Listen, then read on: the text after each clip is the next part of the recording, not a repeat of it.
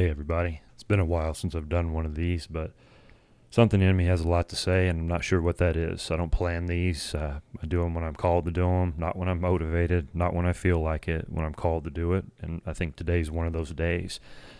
I don't share much personal stuff about me. I do with my clients. I'll talk in story, I'll talk in narrative. I love to use philosophy, psychology, narrative, story, archetypes, those type of things to get inside people's walls, to break down some barriers, to get to know them. And that's how I write as well. But I'm going to tell you some things about my life. Most of my life, I lived for everyone else. I didn't know how to show up for myself. I was taught this, and then I kept repeating it. And it's a choice, but it was unconscious, and it took me a while to recognize it. I think you get the symptoms of, if you've heard The Dark Night of the Soul, I think it's a representation also of sacrificing part of our ego, which is Christianity and the crucifixion. Christ represents the self, capital S. Jesus represents the ego, lowercase s. He had to sacrifice a piece and part of himself so he could become Christ, so he could have that connection to God and self and have a balance in those things. And that's a metaphysical, metaphorical representation of that. They're powerful stories, even if they're not true. I think the power of them makes them true. It's also the rising of the phoenix. The phoenix is always has rebirths, comes back, sacrifices parts of themselves. And in between that sacrifice time, and this is what people I don't think realize, is you have to go directly to your pain. If you're masking your pain, if you're using substances, people, places, things, which I did, and I did it so much. I was so scared of my pain. I was so scared to feel the things that I blocked, the things that were in my unconscious, the things that were suppressed, repressed, all of them. And it got to a point where my life was so chaotic and patterns kept repeating, and I lived in scarcity. And I didn't trust myself, and I betrayed myself over and over and over and over again. And it got to the point where I mentally broke down, I physically broke down, I emotionally broke down. My life as I knew it ended. And there were some things that set that in motion, but it got to a point where I had to make a decision. If I didn't feel this pain, if I avoided it any longer, I was going to die. And I don't know if I would have literally died, possibly so. You know what? Probably so. Probably not by my hand, but by accident, or things that I was doing, or not taking care of myself, or looking after everyone else, but never me. Always below everyone. And when those things happen, it's such a betrayal. We feel it. You feel it in your body. We try to mask it. It's so uncomfortable. But the thing is, until we approach this, that will keep happening. You spiritually die, you metaphorically die, you emotionally die, you mentally die, and it comes to a point that pain is so great, it forces you to see it. And man, you can call that God, you can call that your ancestors, you can call that spirits, healers that come, but it's something. And I think a lot of that's your soul, and that's your connection to God. Carl Jung believed that we lived in the mind of God, and I believe that. And I'm starting to see that more and more and more. It's a system set up if we pay attention. Not everything has to be so logical. Not everything has to be fact-oriented. Most of my talking is emotional truth, is metaphorical, is trying to access places in you that no logic ever could. I can't write down exactly what I do with clients. I don't know exactly what it is. It's an intuitive drive. It's a knowing. I was trained so much to pay attention to other people that that tool through trauma has become special to me. But I don't have to do that in my everyday life. I can turn that off. And it's such a blessing to use now, and I enjoy helping people. I don't have to sacrifice myself to do that. I can have boundaries. There's expectations there. There's standards that we have. But before that, and it was awful. I was in such pain, and it was time to change some things. So I'll go in more to that, but I'm going to talk to everyone out there and say that until you do it, until you stop using all these avoidance tools, until you stop using relationships, until you stop using drugs until you stop using, again, people, places, and things. Nothing changes. It's this passive, hey, keep doing the same thing, keep showing up as you are, don't look at this pain. And I think those are often protective mechanisms that are put in place. I think shame's a protective mechanism. Also, we can carry our parents' shame. We can carry generational shame passed down through nervous system, then through not only nature but nurture. And, man, you can sit here and blame your parents. You can do that all day. And I think you do need to get angry. I'm not saying you have to get angry at your parents, but the thing is, they're not controlling us anymore. The people that hurt us are not controlling us anymore. We're the ones doing it to ourselves. And man, that's not a disempowering statement, because that says, you know what? I have the power to change this. If I can feel through this pain, then I don't have to live this way anymore. I can burn off this piece of rot, this piece of dead wood that doesn't belong to me, that never fit, and that can be people-pleasing. That can be more narcissistic traits, that you take everything for yourself. There's such a balance that has to be there. Everything has to be in balance. If you feel joy extremely, guess what? You're going to feel a sorrow. That's why when someone we love, or a pet, or something that we just love deeply, when they die, the grief is how much you love them. It's that love that someone said there's this love that with nowhere to go. There's no placement. And the thing is, that is love, but you have to feel the pain of it. There's another great quote that says, man, our life is based on how well we grieve. However you frame it, you can have different perspective, but I have to see reality. I cannot mask reality anymore. Life is suffering. It is suffering. There is not a choice in that. It is pain. But the difference is, how quickly can you feel that pain? How quickly can you move through your suffering? Because those are the people that stand back up. Those are the people that stop beating themselves up, that stop blaming everything on themselves, that stop saying it's their fault. And until we can tell this to ourselves, man, we're imprisoned. That self is imprisoned. You don't even know where it is. It is calling to you. It is in pain. And eventually that voice gets so small. It only happens in subtle moments where you're in so much pain and so much destruction that it says, hey, I'm still here. Will you come to me now? Will you help me with this? Will you protect me? Will you feel this pain? And Carl Jung also labeled that shadow. People think shadow is always this dark figure and the things that are awful in us. No, that shadow can also be a child. It can be that child that has so much pain and suffering that they blocked, that it shows up everywhere in your life. And man, the people that have followed me and they connect with my work, you know this feeling. You know what I'm saying here. And if it stirs something up in you, good. We have to go to these places. And when you go to these places, there's going to be many, many different protective mechanisms. You're not going to be able to control everything. There has to be such courage and a surrender. And what I help with my life coaching practice, it's self-coaching. Not a therapist.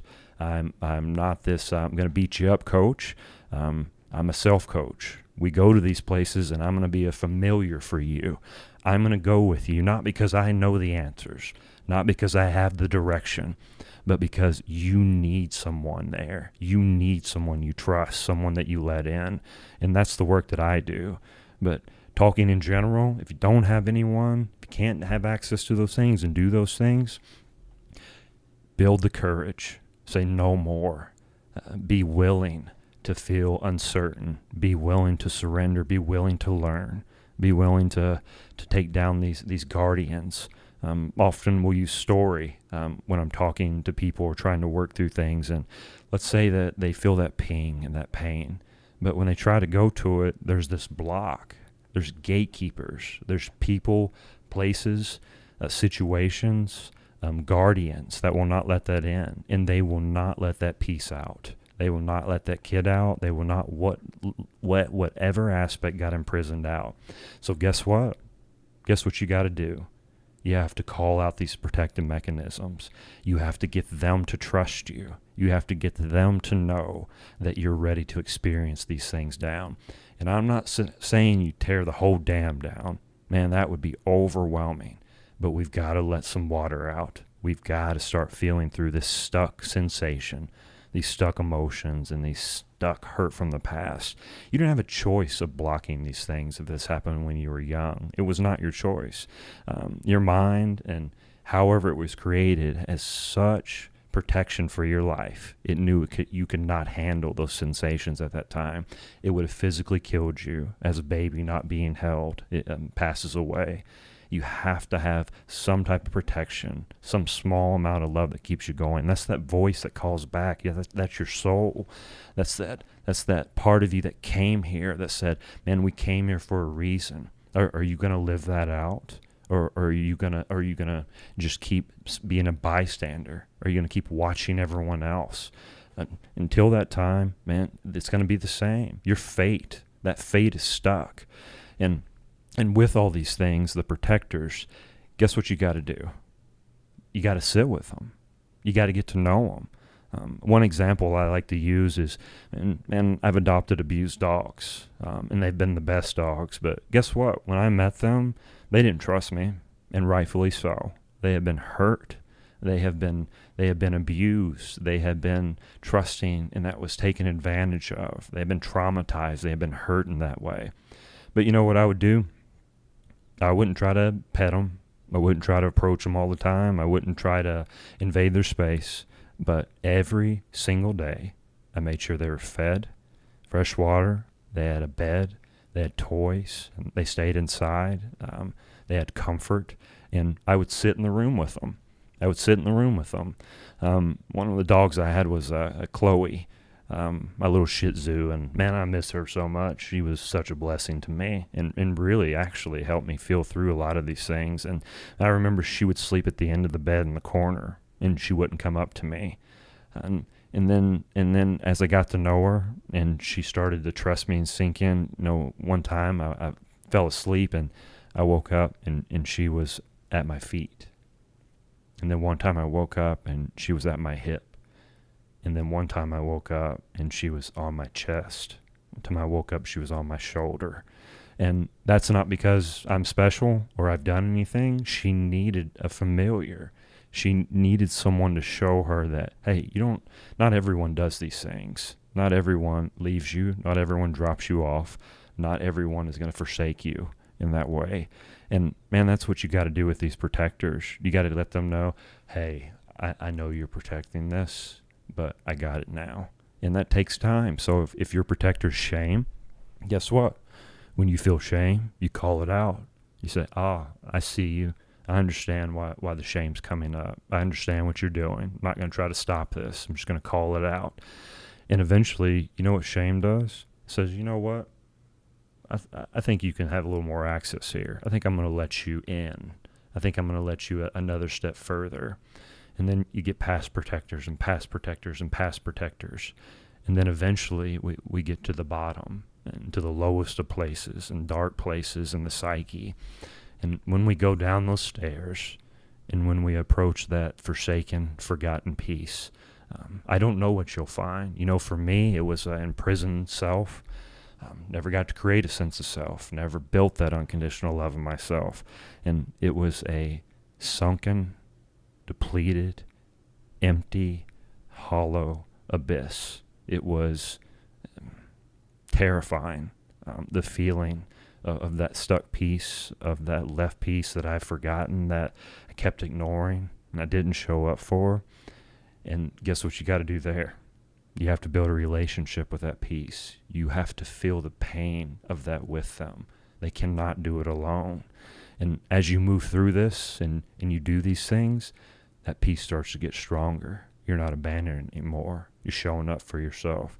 Man, and I've heard hundreds of times when people start to do this, I'll ask, what sensation are you feeling? And we get them more connected to their body, and that's a process too. But when they start to notice that, you know what, it feels kind of like a burning. There's something, but it doesn't feel bad. It feels like coming out of my xiphoid process or my heart in that area. And what that is unconditional love. If you're not taught unconditional love, no one can give you unconditional love. Unconditional love is for self. It's only for you, and it has to be taught. And if it's not reflected to us or mirrored to us, it never builds. We never get that gift. So the sad thing about that is that you never developed a self. The incredible, beautiful thing about that, and why these people are so powerful and so authentic, is they get to create a self for themselves. And it makes me emotional because, man, when you get there and you start to do these things, I can't explain to you the feeling. I can't explain to you the relief that you'll feel, the boundaries that you'll start setting, the things that you notice, that you do everything for everyone else but never expect anything for yourself. You realize that was just a mask to protect this emptiness, this shame, this hollow space that needed to be protected and loved. And often that shadow aspect can be, again, a child. And when I had that picture of that child encapsulated, it started to shift, and it's still shifting. It's still shifting. You know, that child in me may not be exactly where they need to be, but it's with me. I notice it. When it needs me to be there, I access it.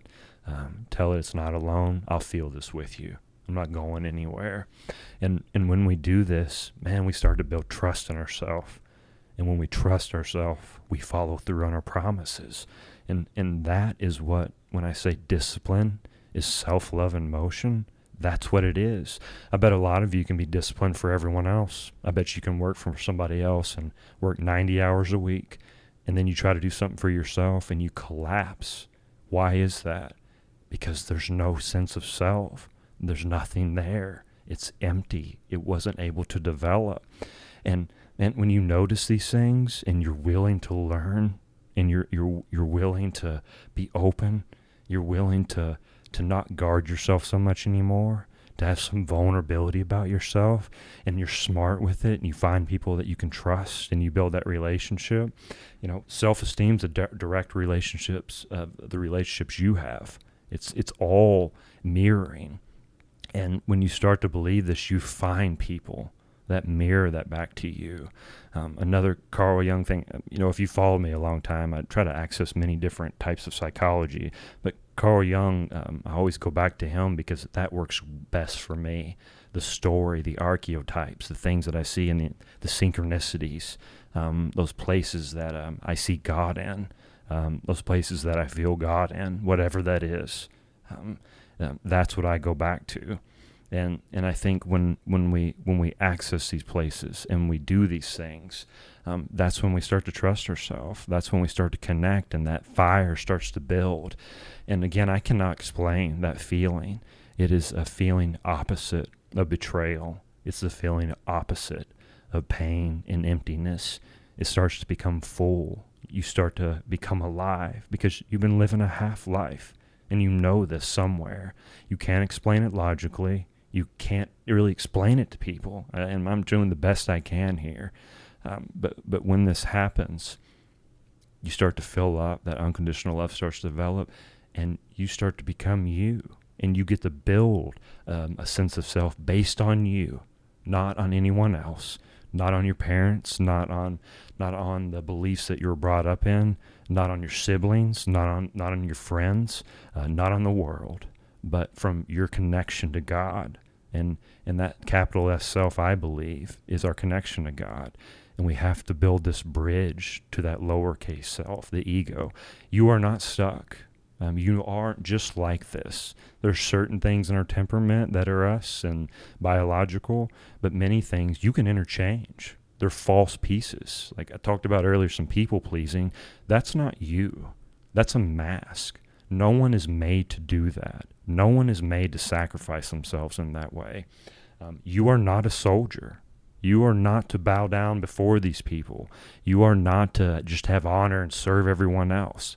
That's not what you came here for, and you know that. So when you're ready, and when it's time for you to access that pain, this is when these things will happen. I feel like I need to do more of these. I've got some things I need to do, and I'm going to stop now. But if this connects to you, please reach out to me. If it doesn't, reach out to me too. Ask me to explain more. Ask me to give more information. I'd love to hear from you all, and we'll talk soon.